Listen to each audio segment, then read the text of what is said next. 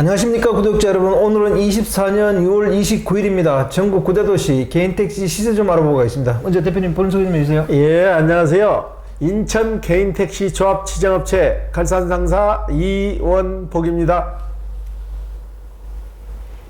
네, 대표님. 예. 이번 주에도 9대도시 개인택시 시세 등락이 좀 있었죠? 예. 서울과 인천은 거의 안정세에 들어섰고요. 네. 서울부터 말씀드릴게요. 서울은 전주와 동일하게 1억 800선에 거래되고 있고요.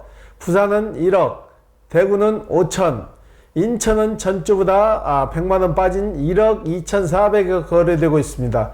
광주는 전주보다 1,000만원이 빠진 1억 3천선에 거래되고 있고요.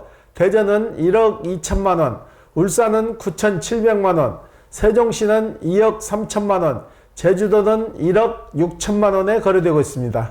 네. 대표님, 예. 서울 시세가 계속 보합세를 이루고 있네요.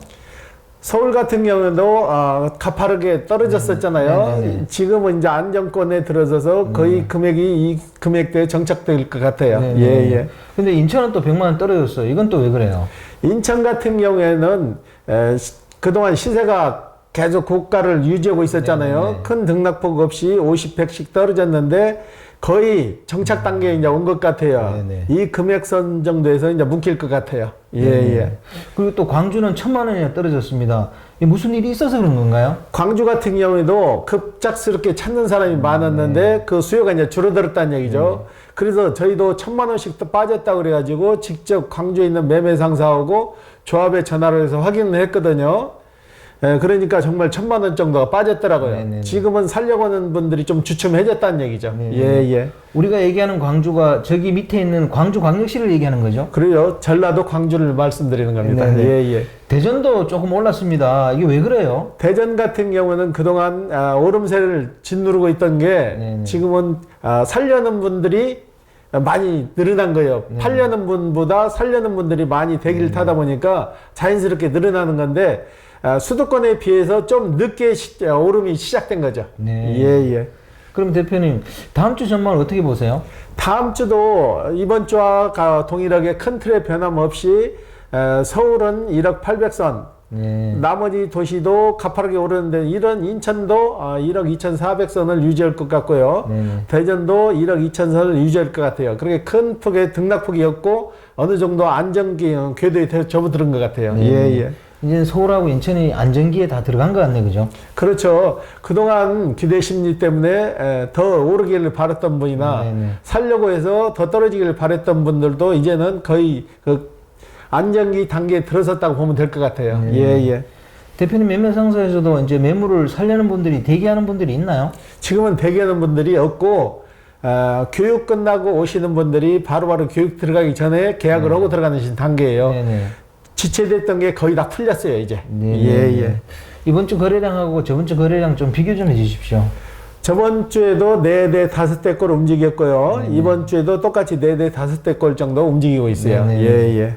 7, 8월이 되면요. 조금 시세가, 개인택시 시세가 좀 상승할 수 있는 여력이 있는 건 아니에요? 전에는 휴가철을 끼고 되면은 매매들을 좀 안 했거든요. 휴가 갔다 와서 매매를 하려고 그러는데 지금은 계절에 관계없이 매매는 필요한 사람들이 사는 거고 파는 사람 팔고 그러기 때문에 큰 틀의 지장이 없이 계절 요인이 요즘 별로 작용을 안 해요. 예. 대표님, 시세를 이렇게 보다 보면 수입하고 개인택시 시세가 일치하지 않는 경우가 많은 것 같아요. 그건 왜 그래요? 지금 세종시 같은 경우는 2억 3천선을 육박하고 있잖아요. 그런데 서울 같은 데는 1억 800이고 인천도 1억 2,400인데 서울 같은 대도시나 인천 같은 광역시가 왜 지방보다 더 가격이 낮게 평가되냐. 그건 인구 비례 차량 대수나 그 지역에 사시는 분들이 택시를 매물로 내놓지 않기 때문에 그러니까 살려고 하는 분보다 팔려고 하는 분들이 없기 때문에 자연스럽게 가격이 높게 형성되는 거예요. 돈벌이가 좋다 그래가지고 그 지방의 택시 가격이 높은 건 아니에요. 예. 그러니까 지방 같은 데는 팔려는 사람보다가 살려는 사람이 많기 때문에 시세가 높게 형성된다 이런 얘기죠, 그죠? 그렇죠. 강화군 같은 경우에도 지금 2억 정도가 되는데 수익이 월등하게 많아서 금액이 높게 평가되는 게 아니에요. 그 강화라는 특성에 맞춰 가지고 팔려고 하는 사람들이 없는 거예요. 팔려고 하는 사람이 없고 살려는 사람들이 대기를 했다가 누가 판다 한다면 그렇게 해서 자연스럽게 이웃끼리 거래가 이루어지다 보니까 그 고가 금액이 계속 유지되는 거예요. 예. 이번 주 거래건의 특징이나 뭐 기억에 남는 건 있으면 얘기 좀 해주십시오. 예, 편의점 모시는 사장님인데 이번에 그 택시 체험 교육을 접수를 다행히 돼가지고 이번에 이제 저희하고 계약을 했는데 이분 같은 경우도 편의점을 오랫동안 하셨나 봐요. 네네. 오랫동안 하셨는데 편의점 해도 그 특별하게 돈벌이가 안 되고 힘이 든가 봐요, 이제는. 그래서 이제 개인 택시로 갈아타시는 거예요. 개인 택시 같은 경우는 본인 혼자 일해서 가족을 부양하는 단계잖아요. 네네. 그렇지만 편의점 같은 경우에는 온 가족이 전부 다 달라붙어야 되잖아요. 알바 쓰기도 그러니까 가족이 다 달라붙어서 거기에 매달려야 되는데 개인 택시는 혼자 일할 수 있는 거니까 거기에 이제 매력을 느끼신 것 같더라고요. 네네. 그래서 계약을 하셨거든요.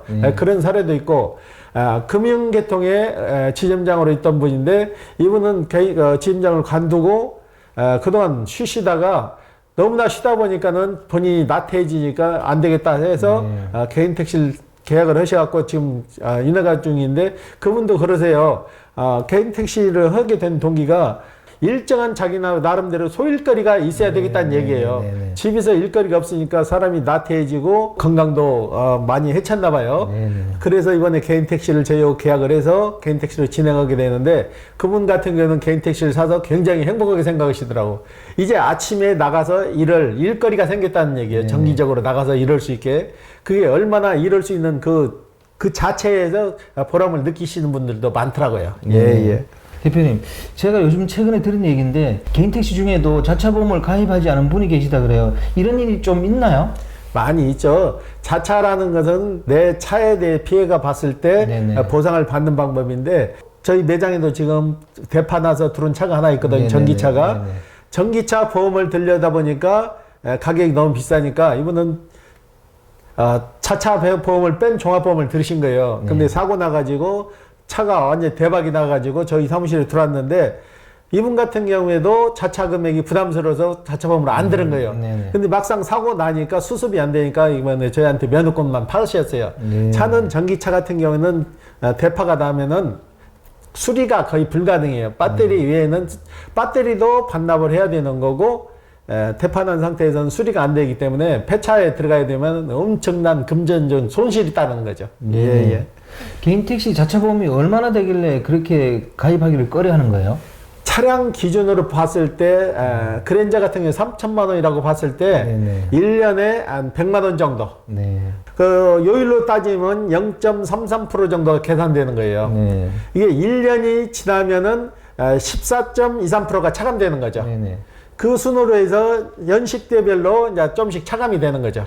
처음에 하시는 분들은 택시 공제에 가입하시는 게 좀 유리해요. 왜 그러냐? 개인 택시 공제에 가입을 하게 되면 사고가 나도 상한가가 정해져 있어요. 쉽게 말해서 내가 사고를 많이 냈을 때 1년에 1,200만 원 선까지 갖게 되면 더 이상 할증이 안 된다고. 그러나 일반 보험으로 갔을 때는 상한선이 없어요. 내가 사고가 다발자고 그러면은 2천만 원도 됐고 3천만 원도 될 수 있다는 얘기예요. 처음부터 공제에 가입을 안 하고 일반 보험으로 가입해서 다시 공제로 올 것 같으면은 공제에서는 그걸 거의 안 받더라고요. 자기네 공제에 들어가지고 사고가 많아가지고 다른 보험으로 갈아탔을 때는 가능해도 다른 일반 보험에서 사고율이 많아가지고 공제로 다시 넘어오면은 공제에서는 거절을 하는 거예요. 거부를 하는 거죠. 이번 주에도 정년퇴직 하신 분들이 많이 찾아오시던가요? 이번 주에 특색은 또 정년퇴직하신 분들이 몇 분 오셨어요. 젊은 층도 있지만은 요즘은 또 명퇴하신 분들이 많이 오시더라고. 추세가 그때그때 바뀌는 것 같아요. 교육생들도 그러잖아요. 교육생들도 들어갔을 때 명퇴해서 오신 분들, 젊은 층들 같이 이렇게 부류가 나눠지는 것 같더라고. 지금 개인 택시 양수 교육자분들이 교육을 입수하고 나서 많이 찾아오세요? 지금 개인 택시 사시려고 오시는 분들은 거의 다 교육생들이 많죠. 전에 같은 경우는 명퇴해서 오시는 분들이 주류를 이루었는데 어차피 명퇴해서 오신 분들도 운전직이 아니었으면 화성이나 상주 체험교육을 받아야 되잖아요. 그래서 체험교육 받고 오시는 분들이 요즘 좀 많아요. 대표님, 마지막으로 이제 개인 택시를 준비하시려는 분들이 또 있잖아요. 그분들에게 좀 조언 좀 해주십시오. 개인 택시를 시작하시려는 분들은 일단은 목돈이 들어가니까 내 자본의 한 70%, 80% 정도 됐을 때 시작하세요. 너무 많은 과다한 빚을 내서 개인 택시를 하게 되면은 건강도 해칠 뿐 아니라 일에도 그렇게 큰 보람을 못 느껴요. 나가는 돈이 많으면은. 네네. 그리고 서두르지 마시고 천천히 생각 한번 더 해서 시작하시는 것도 방법이에요. 예. 오늘 인터뷰 감사드립니다. 예. 네, 구독자 여러분, 오늘은 24년 6월 29일입니다. 개인 택시 하시려는 분들이 이 자차 보험 드는 것도 한번 생각해 보시라고 인터뷰 중간에 그 내용을 좀 넣었습니다. 혹시라도 사고가 나면 보험 처리를 해야 되지, 그걸 내 돈으로 다 물어내려고 그러면 그것도 큰 부담이 될 것 같습니다. 자, 호화제는 다음 주에 또 다른 주제로 구독자 여러분 찾아뵙겠습니다. 안녕히 계십시오.